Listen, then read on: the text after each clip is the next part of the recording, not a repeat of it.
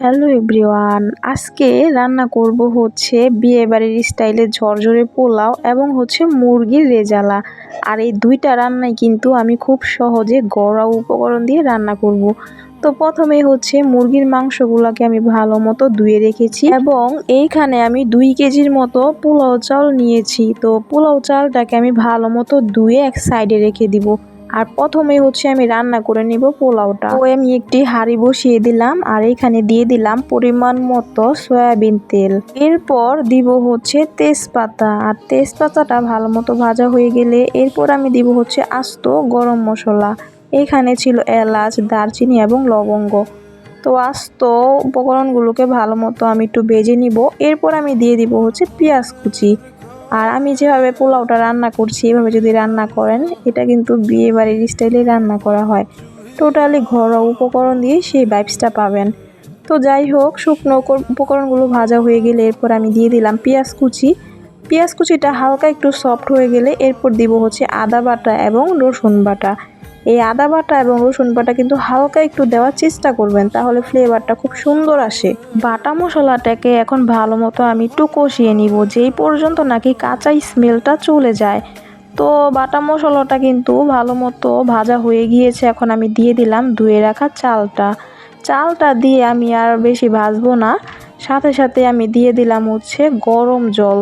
আর এইখানে যেহেতু 2 কেজি পোলাওর চাল ছিল, ওই ক্ষেত্রে কিন্তু 2 কেজি চালের জন্য 4 কেজি জল দিতে হবে। মানে আপনি কাপ মেপে মেপে যদি 10 কাপ চাল হয় তাহলে জল দিবেন হচ্ছে 20 কাপ। তো আমার এইখানে 5 কাপ চাল ছিল, আমি জল দিয়েছি 10 কাপ। তো যাই হোক, জল দেওয়ার পর এখন আমি দিয়ে দিলাম আস্ত কাঁচামরিচ এবং স্বাদ মতো লবণ। আর এখানে দিলাম হচ্ছে গুঁড়ো দুধ। আর এই উপকরণগুলি দেওয়ার পর সুন্দর একটা ফ্লেভার আসে কিন্তু। আর এই সময় চুলার আঁচটাকে বাড়িয়ে রাখবেন, যে পর্যন্ত নাকি পোলাও থেকে জলটা একটু শুকিয়ে যায়। আর এখানে আমি দিয়ে দিলাম হচ্ছে কিছু কিশমিশ।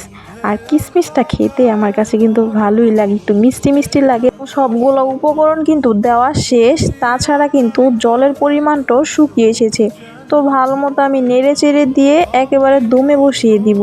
তো ফাইনালি 20 মিনিট পর আমি ঢাকনাটা খুলে দেখলাম পোলাওটা পুরোপুরি কুক হয়ে গিয়েছে, একেবারে সুন্দরভাবে সিদ্ধ হয়েছে আর একেবারে ঝরঝরে পারফেক্ট। আপনারাই দেখেন কি সুন্দর হয়েছে কিন্তু। আর বিয়ে বাড়িতে এইভাবেই রান্না করে, আর ঘরোয়া উপকরণ দিয়ে আপনারা এইভাবে বিয়ে বাড়ির স্টাইলে রান্না করতে পারেন। তো পোলাওটা কিন্তু রান্না মোটামুটি শেষ। এখানে আমি মাংসের রেজালাটা রান্না করে নিব। তো প্রথমে আমি কড়ার মধ্যে পরিমাণ মতো তেল দিয়ে এরপর দিলাম হচ্ছে কিছু জিরা এবং তেজপাতা।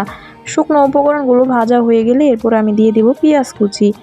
আর এই মাংস রেজালাটাও কিন্তু আমি ঘরোয়াভাবে রান্না করছি, মানে হাতের কাছে যেসব উপকরণ থাকে সেটা দিয়েই খুব সহজে রান্না করে নিতে পারবেন। তারপর দিয়ে দিলাম হচ্ছে পরিমাণ মতো লবণ দিয়ে আর একটু সময় নিয়ে আমি পেঁয়াজটাকে একটু নরম করে নিব। পেঁয়াজটা হালকা ভাজা হয়ে গেলে এরপর আমি দিয়ে দিলাম কাঁচামরিচ বাটা এবং দিব হচ্ছে আদা বাটা এবং রসুন বাটা। তো এইখানে আমি 2 চামচের মতো রসুন বাটা দিয়েছি এবং 2 চামচের মতো আদা বাটা দিয়েছি। এখন হচ্ছে বাটা মশলাটাকে আমি ভালো মতো কষিয়ে নিব, যেই পর্যন্ত নাকি মশলা থেকে একটু তেল তেল ভাব বের না হবে এবং মশলা থেকে কাঁচা স্মেলটা চলে না যাবে। তো বাটা মশলাটা মোটামুটি কিন্তু কষানো হয়ে গিয়েছে। এখন আমি দিয়ে দিলাম হলুদের গুঁড়া এবং মরিচের গুঁড়া। হলুদ এবং মরিচের গুঁড়া দেওয়ার পর হালকা একটু জল দিয়ে নিলাম, যেন মশলাটা সুন্দরভাবে কষানো হয়। তো মশলাটা ভালো মতো কষানো হয়ে গেলে এরপর আমি দিয়ে দিব হচ্ছে ধুয়ে রাখা মাংসগুলা। আর এইখানে কিন্তু আজকে মাংসের পরিমাণ বেশি ছিল, এখানে মোট 4টা মুরগি ছিল। আর এই মুরগিটা হচ্ছে সোনালী মুরগি। যেই মুরগির মাংসটা দিয়ে কিন্তু রেজালা রান্না করলে খুব বেশি সুস্বাদু হয়।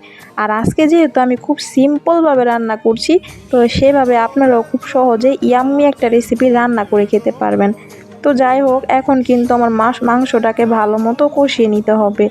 আর এইখানে আমি দিয়ে দিব হচ্ছে টক দই দেওয়ার কিন্তু অবশ্যই চেষ্টা করবেন। টক দই দেওয়ার পর এখানে আমি দিব হচ্ছে 1 প্যাকেট রাঁধুনি মুরগির মশলা। এই 2টা উপকরণ দিলে পুরোপুরি কিন্তু একেবারে বিয়ে বাড়ির ভাইবস পাবেন। টক দই এবং মুরগির মশলা দেওয়ার পর এখন ভালো মতো হচ্ছে মাংসটাকে কষিয়ে নিব। আর টক দই দেওয়ার পর কিন্তু মাংসটা তাড়াতাড়ি সিদ্ধ হয়ে যায়, তাছাড়া মাংস থেকে একটু গ্রেভি বের হয় আর কি। তো যে পর্যন্ত নাকি ঝোলটা শুকিয়ে না যাবে ওই পর্যন্ত কিন্তু আমি ভালো মতো কষিয়ে নিব এবং কালারটাও কিন্তু সুন্দর একটা চেঞ্জিং আসবে। কিছুক্ষণ সময় ভালো মতো নেড়ে চেড়ে কষানোর পর এরপর আমি দিয়ে দিব হালকা একটু চিনি। যেহেতু এখানে টক দই দেওয়া আছে তো পরিমাণটা স্বাদটা ব্যালেন্স হওয়ার জন্য আমি হালকা একটু চিনি দিয়ে দিলাম। চিনি দেওয়ার পর এখন ভালো মতো আর একটু সময় নিয়ে কষিয়ে নিব। তো দেখেন মাংস থেকে কিন্তু একটু গ্রেভি গ্রেভি বের হয়েছে, এটা হচ্ছে একমাত্র কারণই টক দই দেওয়ার কারণে। মোটামুটি কিন্তু মাংসটা কষানো প্রায় হয়ে গিয়েছে আর দেখেন কি সুন্দর একটা কালার আসছে, একেবারে খয়েরি খয়েরি টাইপের কালার। আর এখনই কিন্তু হয়ে গিয়েছে, যেহেতু আমি একটু হালকা গ্রেভি গ্রেভি রান্না করব ওই জন্য আমি একটু জল দিব। কেউ কেউ চাইলে এই পর্যায়ে নামিয়ে রাখতে পারেন, তবে যদি ঝোলের পরিমাণটা একটু খেতে চান তাহলে জল দিবেন। তো মাংসটা ভালো মতো কষানো হয়ে গেছে, এখানে আমি হালকা একটু জল দিয়ে দিলাম আর এটা ছিল গরম জল। জল দেওয়ার পর ভালো মতো মাংসর সাথে মিশিয়ে নিচ্ছি। আর এখানে আমি আবার একটু আলুও দিব, আপনারা চাইলে না দিতে পারেন। আমরা যেহেতু আলু খেতে খুব পছন্দ করি এই জন্য আমি একটু ভেজে রেখেছিলাম আলু, গুল গুল করে বড় বড় সাইজের আলু দিয়ে দিলাম। আলু দেওয়ার পর এখন চুলার আঁচটা পুরোপুরি হাই ফ্লেমে রেখে ভালো মতো আমি ঝোলটাকে ফুটিয়ে নিব। ঝোলটা ভালো মতো ফুটে গেলে এরপর আমি দিয়ে দিলাম জিরার গুঁড়া এবং গরম মশলা গুঁড়া। আর জিরার গুঁড়া এবং গরম মশলাটা কিন্তু আগে থেকেই ভালো মতো টেলে আমি গুঁড়ো করে নিয়েছি, সেটাই দিয়ে দিলাম। দেওয়ার পর এখন মশলাটাকে ভালো মতো ঝোলের সাথে মিক্স করে নিব।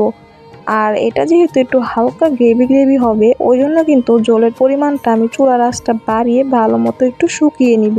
তাছাড়া আপনারা যদি ঝোল খেতে পছন্দ না করেন তাহলে জলটা না দিলেও হবে, অ্যাভয়েড করবেন। আর যদি একটু হালকা গ্রেভি গ্রেভি খেতে চান তাহলে আমার মতো হালকা একটু গরম জল দিয়ে ভালো মতো চুলার আঁচটাকে বাড়িয়ে একেবারে মাখো মাখো করে রান্না করে নেবেন। তো একসাথে আমার পোলাও রান্নাটাও হয়ে গিয়েছে এবং মুরগির মাংসের রেজালাটাও রান্না হয়ে গিয়েছে। তো আমি একটু দেখাচ্ছি পোলাওটা কীরকম হয়েছে, একেবারে ঝরঝরে বিয়ে বাড়ির মতো আর সুন্দর একটা স্মেল বের হয়েছিল। এখানে অনেকে আবার গোলাপ জল অথবা কেওড়া জল দিতে পারেন, আমার কাছে যেহেতু গোলাপ জল এবং কেওড়া জলের স্ট্রং ফ্লেভারটা ভালো লাগে না এই জন্য আমি দিইনি। যাই হোক আমার রান্নাটা কিন্তু কমপ্লিট, এখন আমি সুন্দর করে সার্ভ করে নিলাম। খুব সহজে এবং অল্প মশলাতেও আপনারাও কিন্তু এভাবে রান্না করে নিতে পারেন আমার এই রেসিপিটা ফলো করে। তো আজকের রেসিপিটা এই পর্যন্তই ছিল। যদি ভালো লেগে থাকে অবশ্যই লাইক কমেন্ট এবং শেয়ার করে পাশে থাকবেন। Thanks for watching this video. Tata.